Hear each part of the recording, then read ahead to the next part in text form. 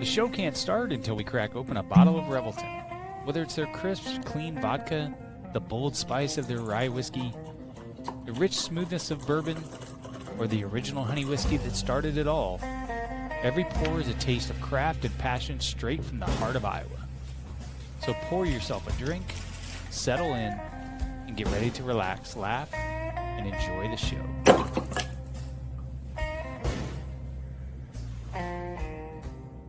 Hey, it's Andrew Downs. I'm proud to support Three Beards Media, and I would love to work with you. If you need merchandise for your company, organization, band, softball team, whatever, I can help. From name brand apparel to promotional items, large orders or small, online stores, and more, I can help your brand stand out. AKC Marketing is local, based in Johnston, and we are an employee-owned business, so our costs are low and our turnaround times are fast. But most importantly, we give you personal service to make sure you get exactly what you're looking for. Email me at andrew@akcmarketing.com or find me on social media, and let's make some cool stuff together. Now sit back and enjoy this Three Beards Media podcast.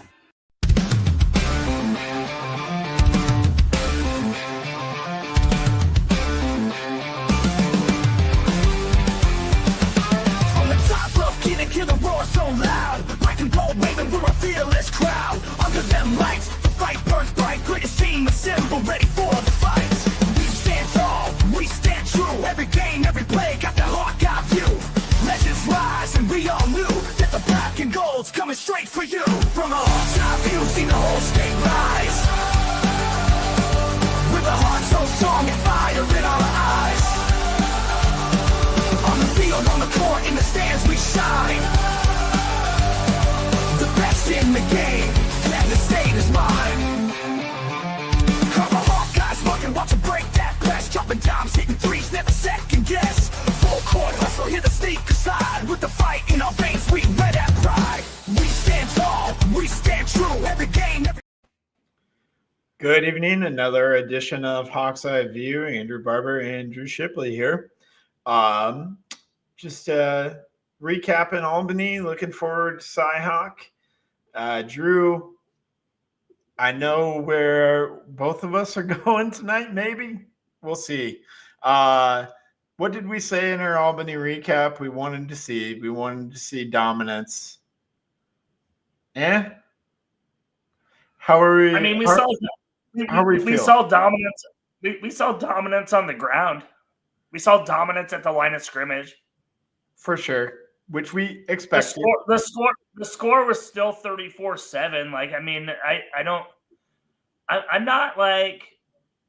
not as discouraged as most Hawkeye fans are, actually, as opposed to last week of where, I was kind of glass half empty.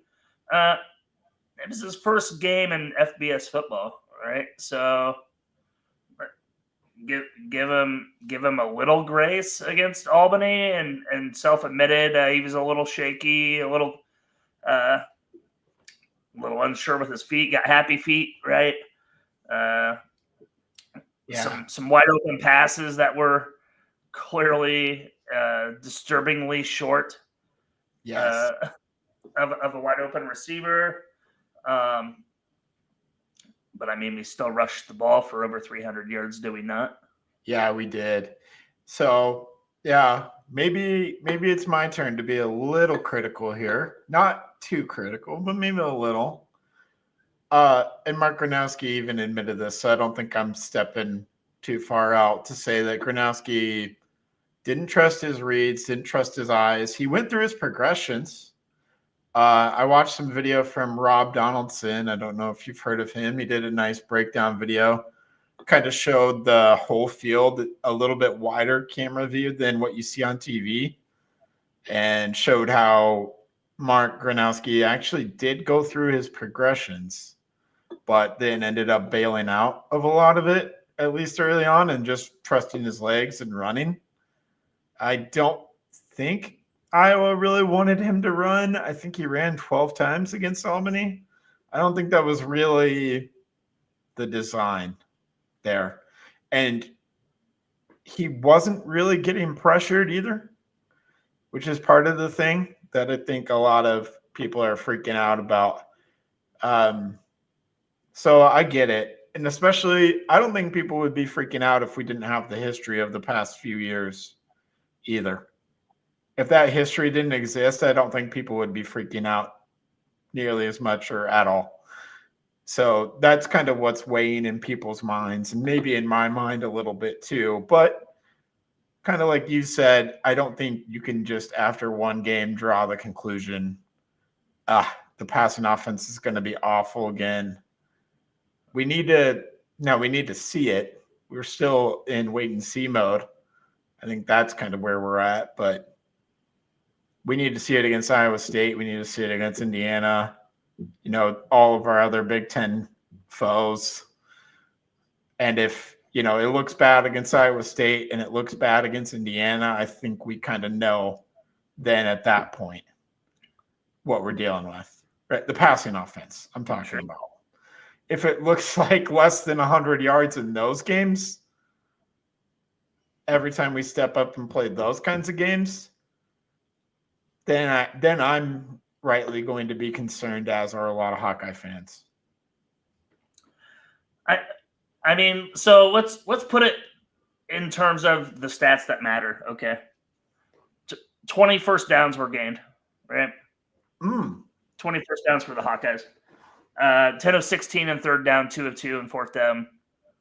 I would take that over a turnover any day. You know what I'm saying? Sure. So like if Gronowski is gonna extend a third down play to get a new set of downs, even though it might have been unnecessary at the time, then so be it. I mean, that's pretty good third down. Again, this is University of Albany, which I think goes by like a longer actual like technical name, like Albany State, University of Albany State of New York or some bullshit. Anyway, doesn't really matter. I don't know. Like, I am concerned because Iowa State's game 2, and growing up in the state of Iowa, there was a long history where it was always game 3 of both teams, where Iowa State was the final non-conference matchup, where you actually had to data points per squad, and then Iowa State's case, they do have that. And now look, they're in the driver's seat of the Big 12. Absolutely dominated a Final Four FCS team last week in Ames, which I don't think was wildly predicted. I thought most people thought it would be a ball game of some sort, not a blowout like that, which brings concern for the Hawkeyes. But I don't know. Everybody's picking Iowa State, and usually when fandom and the all the pundits, national pundits, the local pundits are going one way, usually it turns out to go the other in this series, especially lately. And I'm not necessarily going to say that I'm predicting Iowa's going to upset Iowa State and Ames, seeing what we've seen last week. But I'm just saying that I don't think it's a foregone conclusion that Iowa State's going to walk in there and win by double digits or going to dominate. I mean, honestly, looking in the box scores for the Cyclones in the first 2 games, where Iowa can exploit them is on the ground, which is what they did against Albany, right? Over 300 yards rushing. Yeah. Iowa State's allowed 4 yards per carry through 2 games, and that's including a poor South Dakota team. Okay, so and really it probably would have amounted to more yards for South Dakota if they didn't get blown out so quickly. But they still did 42 or 82 yards on 21 carries. So right at the 4-yard mark. Kansas State averaged over 4 yards a carry. You know what 4 yards a carry does over 3 downs, Andrew? First it moves down. the stick. It moves the stick. So knowing our offensive line is one of the best in the last decade, and albeit no Kamari Moulton this weekend, but we had the emergence of Xavier Williams last week, right? So like you said in our season preview, very deep backfield that we can exploit. Yes. Different skill sets when necessary. If we need to jam it up on third and inches, we can do that with a big body back, right? Or get out in space for our speedsters to make explosive plays that is going to be necessary to beat this Iowa State team in Ames. I mean, they're a really good football team, Andrew. A really good football team, and I look forward to seeing it. And I don't think it's going to be a blowout. So I'm optimistic. Yeah, I like your optimism, Drew. This is good. I think back to, I know a lot of people will talk about what we've seen from both teams this year. I think back to last year's game and the heartbreak that was. And the game really came down to Iowa didn't execute in the red zone early when they had chances to put them away. And also they gave up big plays in the second half in the passing game to wide receivers. Well, what did we see in week 3? I think it was week 3 last year, right? Right, the week after that Iowa State game last year, we saw the Sullivan red zone package immediately the next week. And we saw Iowa really try to impose their will in the red zone for the rest of the year via the ground with a quarterback running game. Well, we're starting the season out with a quarterback running game because that's just part of who Gronowski is and one of his strengths. And that's something that we didn't have last year, and we still ran all over Iowa State. We gashed them for 200-plus yards. We didn't gash them late in the game because they had sort of figured out our running scheme, but also we were maybe making some bad reads, really going ultra-conservative, right? And I think a lot of that was due to the lack of the faith in the passing game. Cade McNamara threw 99 yards and a horrible interception. And we got all rights should have won last year's edition of the CyHawk easily. Right. So the bar. Go ahead. Yeah, and to think of the quality of special teams that both of these squads have coming into this weekend. Like knowing Drew Stevens could have made that long ass field goal kick in Iowa City last year, it is like leaves a little bad taste in my mouth, knowing that he could kick the ball further than Cade McNamara could throw it. Yes. But also, if we're in the same scenario, I'd probably feel better if Drew Stevens was out there for the field goal try, but I wouldn't feel awful with Mark Gronowski out there in a similar situation. I don't think I would have the same "this is over" feeling as I did with Cade McNamara. I would at least have some semblance of hope in that scenario. And that's all I'm getting at. Also, yeah, we ranked up 300 yards on Albany, but they didn't really schematically try really hard to stop the run. They really actually put 6 in the box max. And I don't know why they did that basically the whole game, why they never adjusted, why they never chose to really stop Iowa from the run. I guess the game was kind of out of hand at that point, so maybe they were okay. Inferior, inexperienced coaching, right?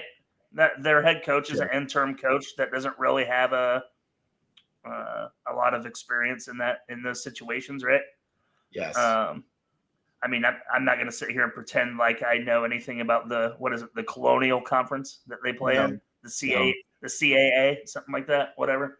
I'm not going to sit here and pretend like I know, like, schematically how they play with their run and gun or whatever, try to run first offenses. But, the lack of – yeah, you're right, 100% lack of adjustments. Lack of adjustments. Sure. Which, I mean, didn't break my heart. I mean, they did what they had to do to get out of there. It was very 34-7, like very season opener, like what we've been used to for like 15 years. 34-7, don't feel great about it, but like you shouldn't be down in the dumps either. You know what I mean? Like confidence level going in is probably lower than most. Mhm. But I don't know. History repeats itself, and it's hard to predict or know what to expect. Yeah. And yeah, it is hard to predict or know what to expect. I think on that line, I'm going to give a lot of credit to the A&F podcast because I listened to their CyHawk preview. I don't know how often you listen to those guys. If you haven't listened to it, Drew, you should. I don't mean to Okay. route people to another podcast. They're very good at talking legitimate X's and O's. I'm not going to try to get too deep into it, but Iowa State plays 3 down linemen. Typically, they drop 8 and play pass coverage because that's what works in the Big 12. They're probably not going to do it that way against Iowa. They're going to probably play a little bit different. And in the fourth quarter of last year's game, they were almost playing a goal line defense, and we still couldn't throw on them. Like, if a team's playing goal line defense on your own 25-yard line, you're on your own 25-yard line, they're playing goal line defense, and you can't make them pay, that's bad. Yeah. I think we have the guys. I think with Gronowski, I think we have the ability to make them pay for that kind of a defense.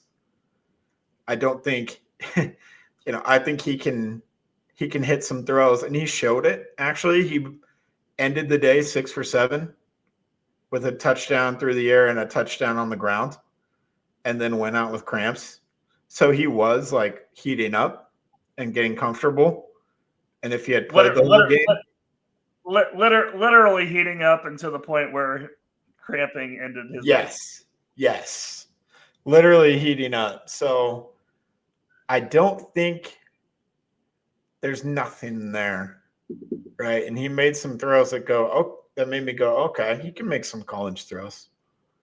He can make some college football level throws that can keep us in a game and help us win a game. So that gives me actually plenty of confidence heading into this week. In addition to that, Tim Lester is all kinds of fired up about this game because we heard it in his interview with Chad Lysico.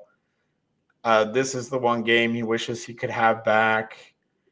He spent a lot of time figuring out this defense in the offseason. Kirk and company, I think, are really motivated. I think there's a lot of guys on the team that are really motivated to not have this be their senior year, their last year in an Iowa uniform where they lose to Iowa State. So there is quite a big revenge factor there for a lot of the guys on the team because there's plenty of guys back that remember last year's debacle. And I think they're going to be very, very hungry. And I wouldn't be surprised if Tim Lester has a few wrinkles that we haven't seen yet that he has ready to go. I just wouldn't be surprised at all. I do think we can absolutely offensively, I do think we can actually run all over these guys like we saw last year. Even if we don't have Caleb Johnson, I think collectively as a unit, we won't struggle to move the ball on the ground. I don't think that's actually where the struggle is. The struggle is once they adjust in the second half to that and maybe play a tighter run defense is how does Iowa are they able to make enough plays through the air to sustain the lead that I think they're going to have?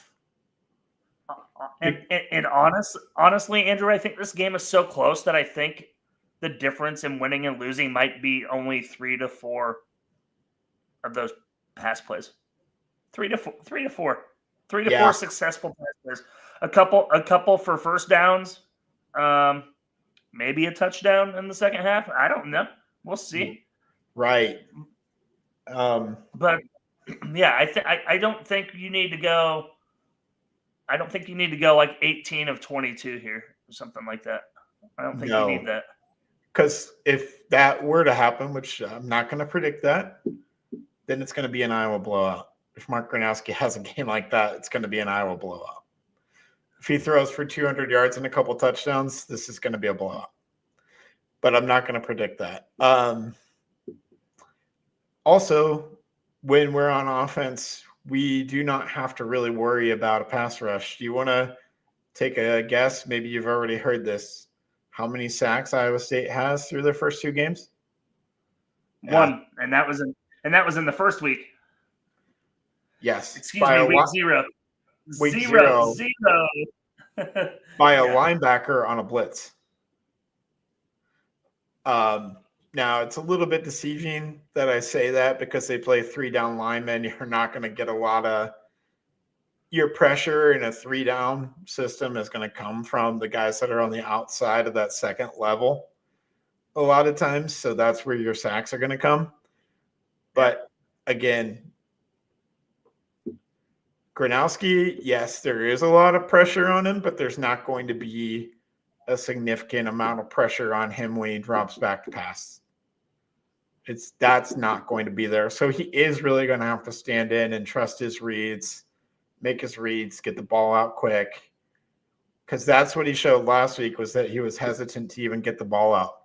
The reads were there. The first guy was open on his progressions a lot of times, and he just refused to throw the ball for whatever reason. So if we see a guy you're saying it's in between his ears and not physically. Mostly, yeah. Because for people who say, oh, he short-armed that throw, I wonder what's going on with his shoulder. He ran into defenders with that shoulder, led with that shoulder. You don't do that if you're worried about your shoulder, right? If your shoulder injury from the offseason is a concern of yours, you're not running and then throwing your shoulder into guys as you run. That's just not something that you're doing. I think it's a fair criticism, though. Yeah. To leave it that short. Yeah. Like he says the ball slipped out of his hands, and I guess take that for what it's worth, but that's what he says. So, and I mean, as bad as it looks, it almost makes sense that the ball slipped out of his hands because I don't really have any other way to explain it. Right. I have zero other way to explain it other than to believe him and take him at his word, Mark Gronowski. So, and then he came back with his quote that said, I just need to trust my instincts and sling it. We're going to sling it downfield. We're going to complete passes. And that I just need to stand in and make the throws. That's basically what he said when asked about how he performed. Like, that's the confidence that you want to kind of hear out of someone who played like he did. I'm not saying that means he's going to come out here and be all world, but if we see him at least look comfortable in the pocket and make some throws from the pocket that look good and are completed, that is kind of a game changer for the Iowa offense. 100%. So, yeah, that is I kind of wanted to talk Iowa offense on the first half and maybe defense versus their offense on kind of the back half, because that's really how this game is. And I know a lot of people will build it up as, oh, Rocco Becht is the superior quarterback, and it's Rocco Becht versus Mark Gronowski, and look how Gronowski played week 1. But you and I both know that's not how football games go. So I kind of wanted to talk their offense versus our defense on the back end. You have any other thoughts about the Iowa offense that you saw from week 1 or anything that we haven't touched on? I mean, I don't want to beat up on the quarterback topic. Sure. But you did say that you didn't have concerns with the cramping, but I do, because to me, cramping, and then as a former athlete, signals that lack of preparation physically. You know what I mean? Fluids. Like if you're drinking water the day of activity, it's already too late, right? Hydration is a multi-day process. Stuff like that. It's not like it was a typical season opener, 92 degrees at Kinnick. It was mid-70s, beautiful, like fall football weather. Like there should have been no heat casualties per se. my opinion, and I'm not a doctor, but it was a beautiful day. It was not crazy. Where he's the only one that it happened to. You know what I mean? Sure. I don't think as the starting quarterback coming in with as much experience as you have, national titles at the FCS level, the expectations that you can afford to miss those snaps, to miss the end of the game. I mean, we didn't even talk about Hank Brown. What did you think about Hank Brown? Yeah, he didn't really get the chance to show a whole lot. He was basically a handoff machine. But, yeah, some like Jackson Stratton garbage time stuff. You know what I mean? Yeah. Yeah. So, but I mean, but to not finish the game, and necessarily we didn't need him either, right? We've led off with that we didn't need the passing game to just whoop that ass. But you're not going to be able to afford that at Ames on Saturday, right? I listened to Washed Up Walk-Ons, and take this for what it's worth. They're not experts either. But they did mention how possibly the cramping, along with kind of his comments about jitters, just kind of thinking that it's nerves, that it could have been his body having some kind of a stress response in that scenario that would cause the cramping. So that may be a little bit extreme. It may sound like I'm making excuses. I'm not. I'm just repeating what I heard on another podcast that I thought was just an interesting explanation, because to me, like you said, it was a beautiful day. So heat-related cramping doesn't really make sense to me in that scenario. But stress-related cramping. Well, then I'm not 100% sure I feel any better if that was more of the explanation, because if we're stressed over playing University of Albany at New York at Kinnick Stadium on a beautiful day, but what are we going to be in Ames? What are we going to be at the Coliseum at USC? What do we, you know what I mean? Like, sure. I don't know if that makes me feel any better or not. That's fair. I just think, yeah, there's a lot of expectations. I think he put a little bit too much of that expectation upon himself. I think he really went in there with the mindset of, I have to be the savior and I have to change this program. I have to do everything for this program. And that's not necessarily true, dude. Like, you just have to play within yourself and just be the guy that you've been your whole career. You don't really actually have to try to do anything out of your element. You don't have to try to do too much. I think Kirk actually said when they were fall camping that there's been days where Mark tries to do too much. He tries to take a little too much upon himself, and we saw that play out in game one in the worst way. Yeah. So I'm looking for a bounce back and a guy who just plays more within himself, just trusts his football knowledge and just is calm, cool, collected. But like you said, that's going to be tough to do in the environment that you're stepping into on Saturday. That's going to be extremely tough. So, all right, we'll take a break then, Drew, and we'll come back. We'll talk a little defense and then give our official predictions. All right. Making great tasting bourbon requires the perfect combination of ingredients, conditions, and time. The longer it rests, the better it tastes. Revelton Distillery's new single barrel bourbon is made from 80% corn, sourced 100% from Iowa farmers. And unlike mass-produced bourbons, each barrel of Revelton's single barrel bourbon is unique, proofed on when it tastes best. As they like to say, it'll be ready when it's ready. And to ensure the highest standards of quality and flavor, owners Rob and Christy Taylor oversee the production and bottling. Every single barrel. Iowa born, Iowa aged, Iowa bottled. Try the new single barrel bourbon from Iowa's own Revelton Distillery. ReveltonDistillery.com.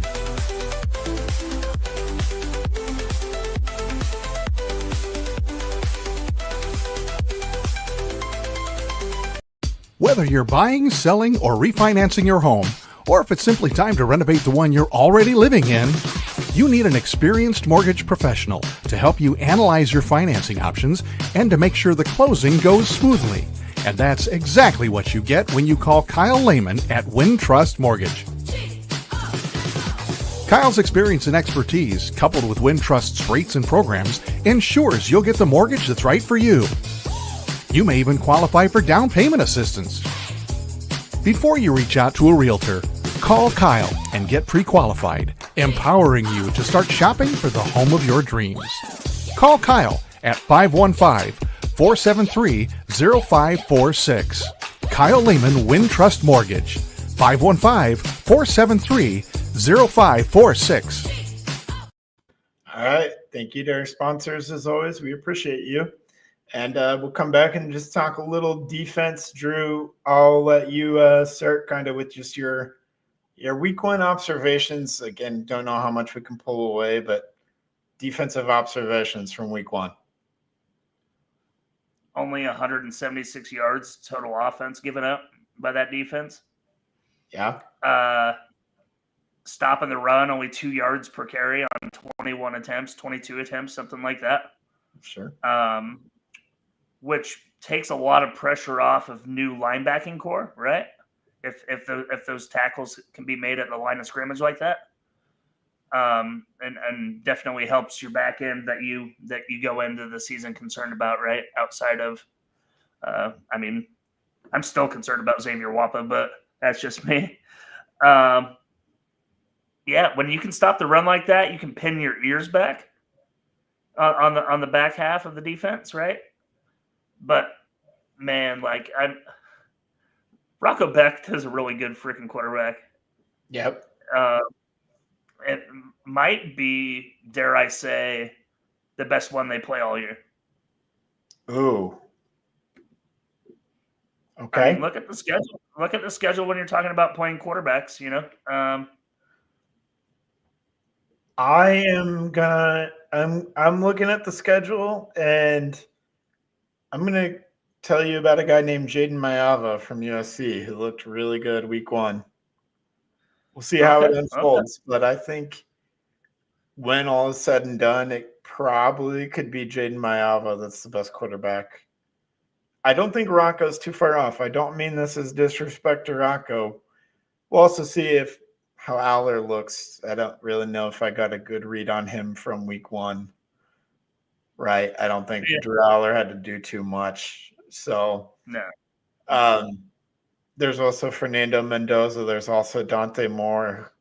Mendoza. Okay. You're shitting on my opinion. I got it. I'm not shitting on it. I just think we're too early. We're too early to say that. Okay. So he's up there. He's top 3 probably. He's had a great 2-week start. Let's put it that way. For sure. Great. Yeah. He's especially great when the pocket is kept clean. His PFF grade when the pocket's clean is 90 plus. I don't know the exact number, but when it's not kept clean, it's 42. So when he's under any kind of pressure, I mean, as any quarterback is, they get flustered. The decision-making becomes a little tough.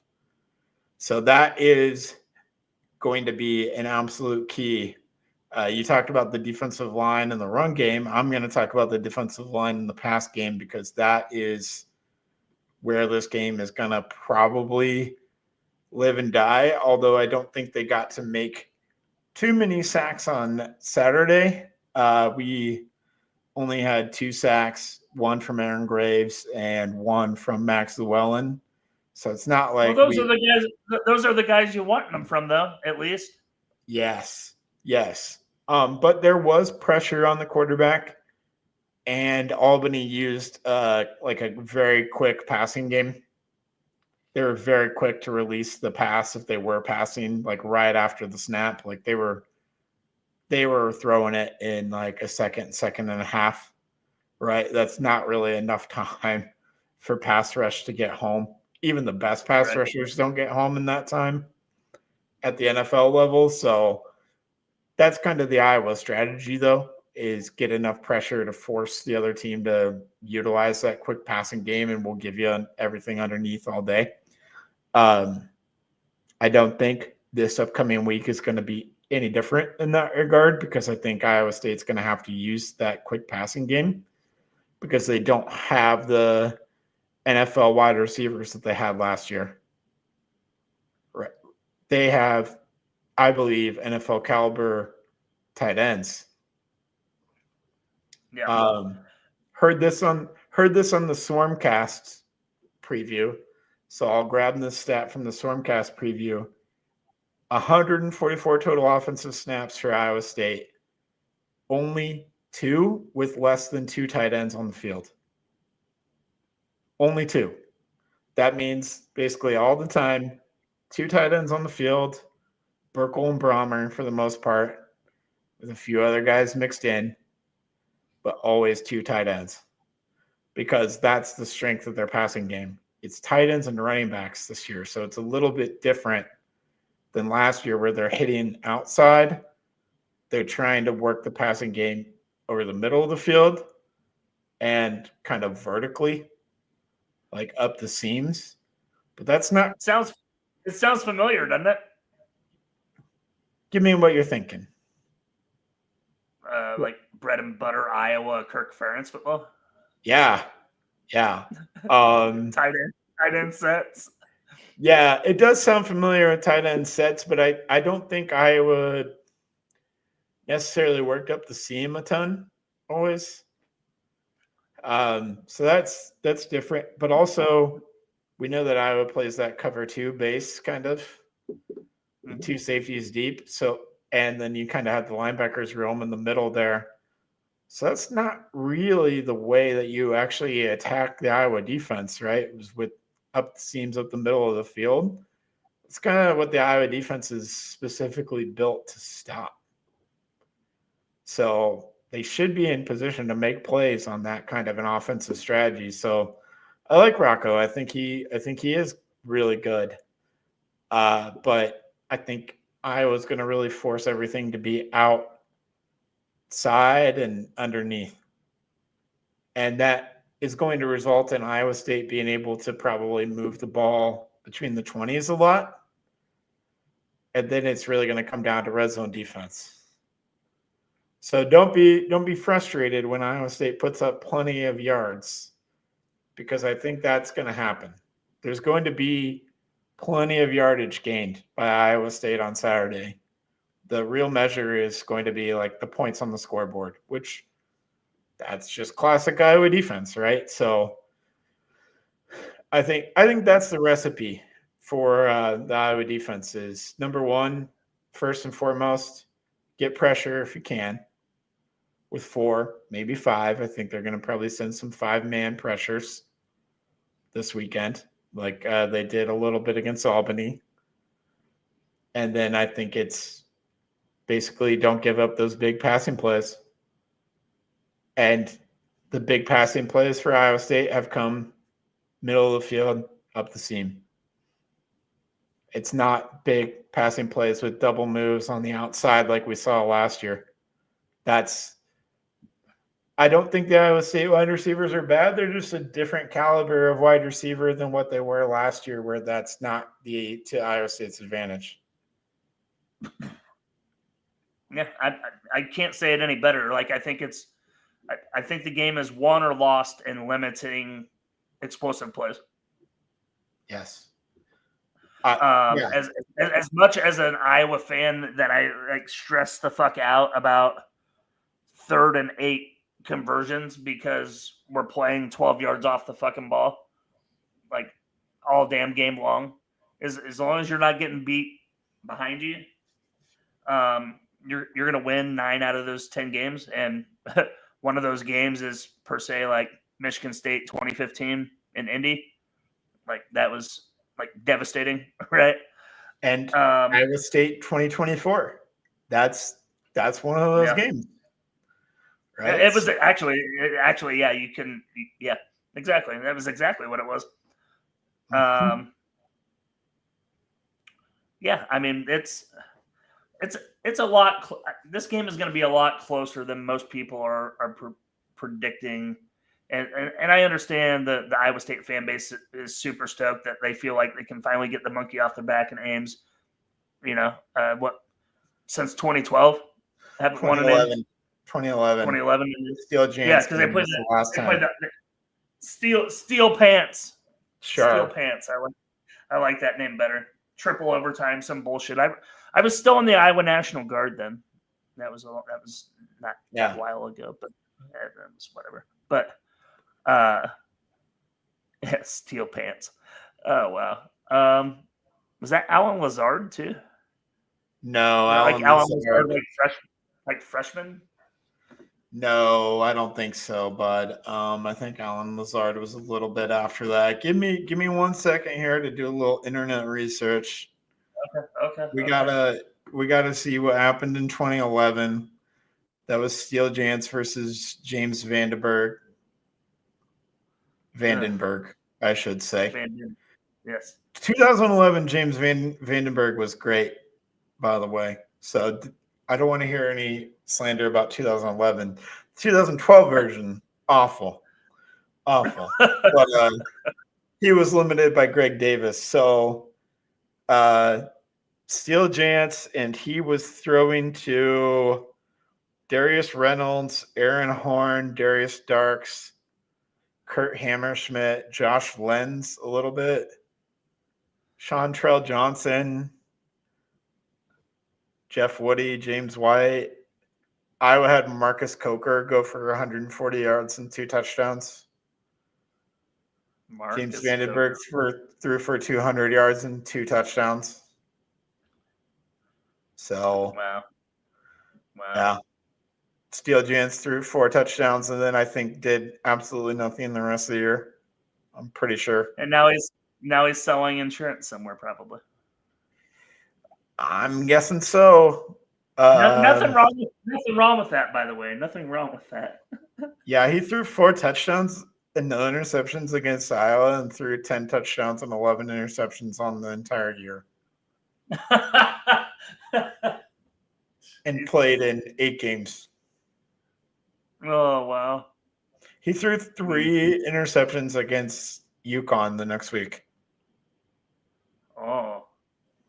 Yeah. So weird things happen in this game, Drew. The narratives are going a certain direction. Like the narratives are going, Iowa State looks great. Their team looks amazing.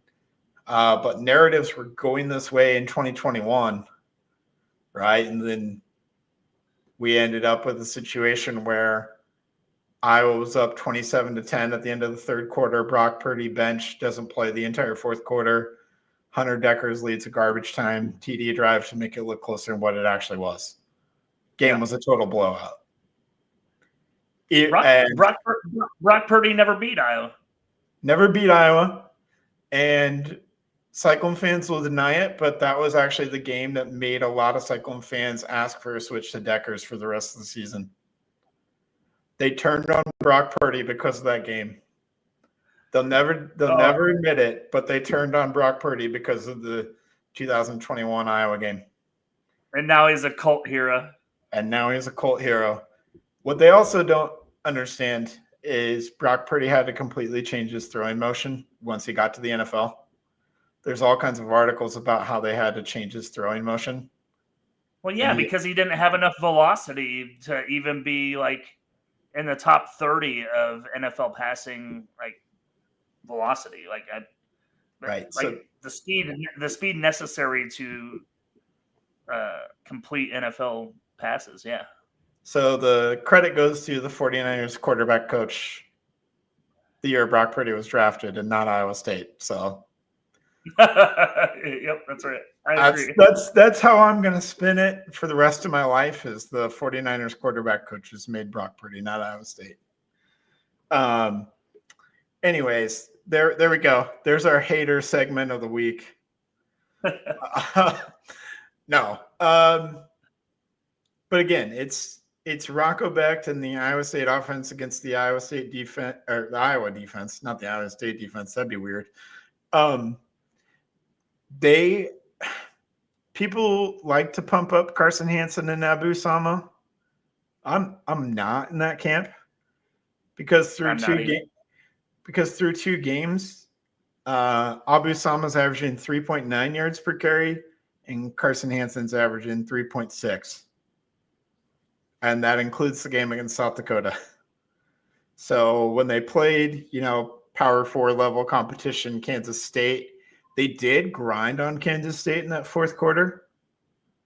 Kansas State wore down. So that is something to maybe keep an eye on. But I do think Iowa has depth, especially in that front four, whereas Kansas State did not. Kansas State's front four depth was just completely exhausted because they played their starters most of the game. I think Iowa can unleash guys, and they did on Saturday. They played like nine deep on the defensive line. I don't know if they're going to go 9 deep in this game, but they can, and they feel good about it. K-State can't do the same. Also, K-State gave up 35 points to North Dakota, so I don't want to throw cold water on the win by saying, North Dakota FCS squad went into Manhattan, Kansas and dropped 35, and it was a miracle that K-State pulled out a victory, 38-35. But in hindsight, that win doesn't maybe look as great as it did at the time. Yeah. I also don't think K-State could commit to running the ball the same way that Iowa can. So I don't know. Well, a lot of things that you can keep your eye on. I would say that I would say this too. Dylan Edwards for K-State was lost on the very first punt return in that game in Ireland. That I don't know if that ended the season or not. I haven't seen, and I live in that country now. Down here in Kansas, I haven't seen many updates, but he did not return to that game, so that might have been part of their lack of running the football. I don't know. I know he's pretty good, and so that might have played a part into it. But yeah, no, I you make great points of I think Iowa runs the ball better for sure, just schematically. Yes, and I don't know. I have a good feeling about it. I just really do. Just play another Kirk Ferentz CyHawk game. Yeah. Just a couple of other underrated things, just football wise. Aiden Flora, who's the punt returner for Iowa State, got injured. So they will be on their backup punt returner. So it's not like Iowa State has ever done anything wrong with a punt in this game. No, they've never muffed a punt in this game. That's never happened. They've never lost a game that way. Never blocked their own guy into the returner. Never done that. Nope, never done that. No. But that is kind of a subtle thing that people don't think about. That in a game where I think it's a coin flip game, Drew, and Vegas sees it the same way. Those are kind of the little things that will go unnoticed or not talked about by anyone that I think could end up playing a factor ultimately in this game. And conversely, on that final drive, before that final drive last year, Reese Dakin, his punt went 37 yards. We were in a great position to win that game until that punt was a little bit short. Another year under the belt for Reese Dakin, because that was only his third game as a punter in college football. And I wouldn't even necessarily say a 37-yard punt is a bad one either. Like collegiately, like across the board, you know what I mean? It's not like he shanked it for 17. No, but it left enough room for them to get into a position where if it had just gone 10 yards further, That's how close the margins are. And this game will be like won or lost in kind of those margins like it was last year. So if it comes down to the margins, I think Iowa has clear advantage on almost every area but quarterback. I wouldn't push back on that. Yeah, and I'm talking about when their offense is on the field versus our defense, our offense versus their defense, the way those things line up, and then our special teams versus their special teams. I think I would. Now Conradi made himself a 62, 63 yarder last week, 63 yarder. That is very impressive. But yeah. I mean, LeVar Woods is a master at scheming something up to block that kind of a thing. Well, if he did that, he should have fucking blocked it last year, Andrew. I know, but I know, but it wasn't that far out last year. Wasn't it only like 50 yarder? It was 50 something. It was 54, 56 something. Yeah. It was pretty long. It was pretty long. Yeah, that is pretty long.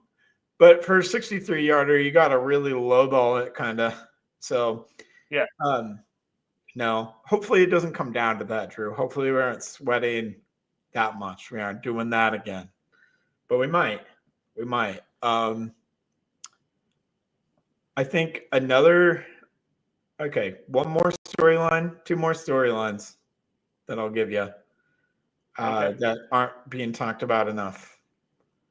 Mark Gronowski is one win short of tying the all-time wins for any college quarterback. He's got 50. Someone who played D2, I can't remember his name, has 51. So a win on Saturday puts Mark Gronowski at 51, and then a win over UMass would put Mark Gronowski over the top. So he'd have the most wins of any college football quarterback in his career at any level. So that's what's on the line for Mark Gronowski here, along with the bounce back narrative from week one. It's only your entire Hawkeye legacy on the line fucking Saturday. No big deal. Yeah, no big deal. I don't know about his entire legacy because you could conceivably lose this game and pull a Brad Banks and win all the rest of the games, and nobody would care that much about this game. Pull a Brad Banks would be a huge huge it doesn't typically happen that way, but no. It could. So yeah, I won't throw all of his legacy for the Iowa Hawkeyes on the line on Saturday. But also Kirk Ferentz can become the all-time leader in wins with a win on Saturday. That's something that I don't think people are really talking about. And Kirk can say whatever he wants to in the media publicly, but privately, I think he would love nothing more than to have this be known as the game where he became the all-time wins leader by going on the road and beating a ranked Iowa State team. It doesn't get much better than that, I don't think. Yeah. So, and I think the other coaches are thinking about that. I think, they're not thinking about it too much, but it's definitely somewhere in the back of their mind. Hey, there's a lot on the line here. The revenge angle, the do it for coach angle, all on the line for the Iowa Hawkeyes on Saturday. So you might hear a lot of narratives locally from the local media that don't center around that, but I'm think there's plenty of narratives internally from the Iowa football side that are pushing a different direction. So yeah, that's where I'm at. Is there anything else you want to really touch on or talk about before the game, before we just make our predictions? I don't think so. No, I mean you covered it with Kirk Ferentz. attempting. Well, he will pass Woody Hayes for Big Ten wins for sure. He will. But no, I think you covered it pretty well, Andrew. I think we're ready to make some official predictions.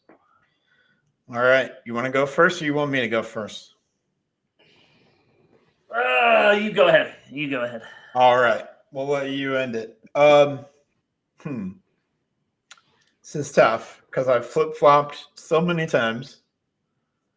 And so last year I said it was going to be a blowout. And it looked like it was going to be a blowout. And it wasn't. It should have been. Absolutely should have been a blowout. This year I'm not going to do anything crazy like that. Although Marcus Pfizer predicted Iowa State 49-3. So maybe I should. Oh, get the fuck out of here, Marcus. Maybe just to spite Marcus Pfizer, I should say Iowa 49-3, but I'm not going to do that. This is tough, Drew. I think both things are equal. Both teams are pretty even. Iowa State's favored by 3. And I'm gonna. I've seen 3.5, and if you can get 3.5, you better snatch that up. All right. Well, I will take. I've seen 2.5, so I'm going to stick with that. But I'm going to go Iowa State 23-20. Whoa! No! And it's just this bad feeling in my gut that Rocco Beck just makes one more play that crushes me. That sends me into a tailspin. The future of this podcast is in doubt. No, it's not in doubt. I'm kidding. But Iowa State 23-20. I just broke it down. And Drew, I might change my mind 5 times by game time because I really do think it's that close. I do think. What did you predict in the season premiere? Yeah, I predicted an Iowa win, and I flip-flopped. I'm flip-flopping, Drew. I'm flip-flopping after 2 weeks, and I think some of it is because preseason. I don't think Reese Vanderzee makes the entire difference, but I do think in a game like this, he's a major threat in the red zone. So I'm not sure because I know that Iowa's going to try to hammer the run game in the red zone, but I don't know if it's going to work to the level that I hope it will. Because we saw Iowa State stop us in the red zone last year, although I think the play calling was bad in the red zone. I think Tim Lester would admit that. I don't think the play calling is going to be bad this time. I think the play calling is going to be good, but I think Iowa State's just going to step up and make the plays on defense to win the game. And enough plays on offense to win the game. 23-20. Iowa State. I'm going 23-20 the other way, actually. Actually, that's exactly the score. Fun fact, out of the last 20 CyHawk matchups, 17 of the 20 have gone the under for you betting folks out there. Uh-huh. The over-under total number is 41.5. So we both have the over, but barely. Barely is, you know what they call that, Andrew? They call that a win for the overs. Yeah. Barely is a win. All right. Let's hear why. Why is it 23-20 Iowa? So Drew Stevens, I think, is going to get some revenge. I think there's going to be a somewhere in the mid 40s length of field goal. I think there's going to be a special teams touchdown. Maybe Caden Weegan takes one to the house. Okay. Yeah, I think the scoring is going to be unconventional. I think there's going to be some weird shit going on. There might be like a missed extra point, but a 2-point conversion, or a combination of a safety and a field goal, and like some weird ass shit is going to happen because it usually does in this matchup. Sure. Yeah. What you're describing is a Kirk Ferentz special. How the heck did we win that game? I have no idea, but we did. Yeah. That's a scenario that I could see playing out. And it wouldn't surprise me. But yeah. I don't know. It feels dirty predicting an Iowa State win. It does feel dirty. I can't believe you did that after talking up all the positivity. It's tough, man. There's just a deep gut feeling in the back of my mind. Oh no, did I lose Drew? Oh no, he's frozen on me. Drew, you froze. No, everybody froze. There we go. We're back. All right, we're back.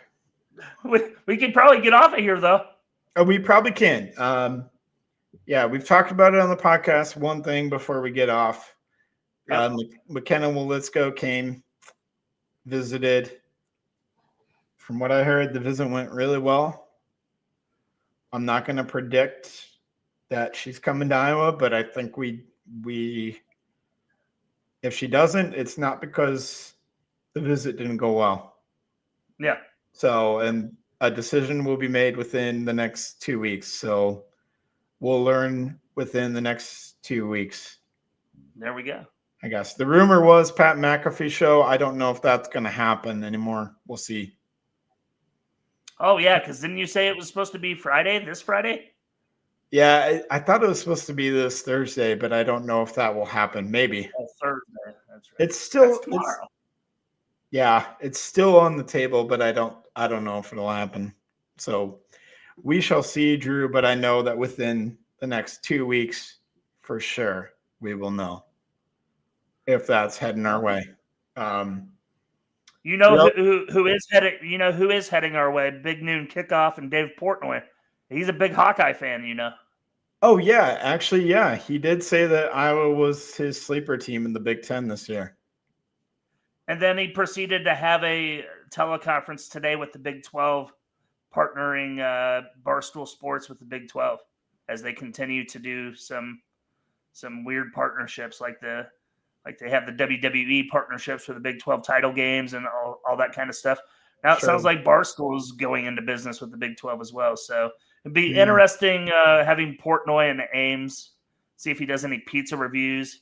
I saw Paulie Eyes Grinnell do a shout out video to him. Hopefully he stops in Grinnell to get a Paulie Eyes pizza. I don't know if you've had Paulie Eyes before, but I have had Paulie Eyes. It's good. Pretty elite. Yeah, I saw Pep's Pizzeria in Urbandale who did a shout out to Dave Portnoy. But it sounds like Dave Portnoy is headed somewhere in Des Moines for his pizza review because he was told that Ames doesn't have good pizza. And they don't. Ames, every pizza place in Ames is absolute trash. I just Great Plains pizza. Trash, garbage, throw it in the dumpster. Give me Domino's. Domino's is better. Hey, maybe he tries Fong's pizza. That's trash too. Even though it's in Des Moines, it's terrible. Oh, I hate Fong's pizza. That's hurtful. Seriously? I don't ever want them as a sponsor. Don't ever make Fong's Pizza a sponsor, Chris. Oh my god! That cream cheese crab rangoon imitation nonsense. Get it out of here. Get it out of here. I have an idea for a pizza place to get as a sponsor. I need to talk to Chris about it. But it is a Hawkeye bar, and it is on my cup. The other place? Yes, sir. The other There's place. one right here. There's one right down here in downtown Overland Park. There's actually like 3 or 4 Kansas City locations. Yeah. In addition to the original, of course, Cedar Falls. There's one in Clive. Yeah. I mean, that might be a good find. A Hawk's Eye View pizza sponsor would be amazing, but as long as it's not any of the bad ones that I just described. Okay. All right. Oh, one quick thing before we go. I feel like I just keep coming up with more and more quick things. Jamie Pollard did say that he and Beth Getz have not had any discussions about extending the CyHawk beyond 2027. They have not yet had any discussions. That doesn't mean they won't, but it just came out that they haven't yet had any discussions about it. So a lot of speculation, just speculation right now, but the CyHawk in its current form may be changing. We may be in our last 3 years of the CyHawk in its current form. I wouldn't be surprised if legislation stepped in here. They have an other in-state rivalries in different states. I wouldn't be surprised. They can try. We've seen weirder, stupider shit on the docket in legislation in the last 5 years. Yeah, I don't know what legality they have in Iowa to be able to do that. I don't know. And public university and public funds, Andrew, I'm sure they can hold that up. They can try. I don't know. I've heard conflicting reports on if that can really change anything. You might be right. You might be right. I don't know. I'm not a lawyer. We're speculating, and we're certainly not attorneys, because if we were, we probably wouldn't be here. No, yeah, we wouldn't be here at all. We'll let smarter individuals determine the law if it gets to that point. And then we'll just I am the law. we'll let you know. We hope to come back next week with an Iowa victory in the CyHawk game. And Drew, anything before we wish the people a good night? No, man, I'm pretty excited. I'll actually so we have our season opener Saturday morning for Indian Woods Middle School. So that kicks off at 9 a.m. Hopefully I can get back in time by, I don't know, maybe the end of the first quarter. Get locked in and down here in the basement with some Swarm beer, maybe, perhaps. We'll see. There you go, Drew. I like that. Yes, sir. Oh, NFL season opens up Tomorrow. So It's if crazy. you like NFL, go ahead and listen to or watch some NFL this weekend. I know everybody else will be doing that, but it's our first weekend where we have football on, Friday, high school, Saturday, college, Sunday pro. So, Speaking of high school, where are you at on the sidelines Friday night? Are you going to go to North Polk? Are you going to go to North Polk Newton? I'm not. I am going to keep it local, and I'm going to be at Urbandale High School as they take on Ames High School. Oh, that's bullshit! You got to have the game of the week, man. You got to go to North Polk. You got to go to Polk City. North Polk City. All right. Well, missed opportunity. It's number 3 versus number 6. Oh shoot! I hope we have someone there. Shoot. Class 4A. I'm sure you do. It's Channel 13's game of the week, so Justin Surrency and Keith Murphy will be on the television call there. Missed opportunity for KXNO if we don't have anybody there. Now get Joe Stacy on the horn. So this is a week where oh yeah, we are real messed up. We have no North Polk Newton coverage. That's unbelievable. I am supposed to interview one of the doctors from DMOS who's going to be at the Urbandale game, because DMOS is the big sponsor of Football Friday night now.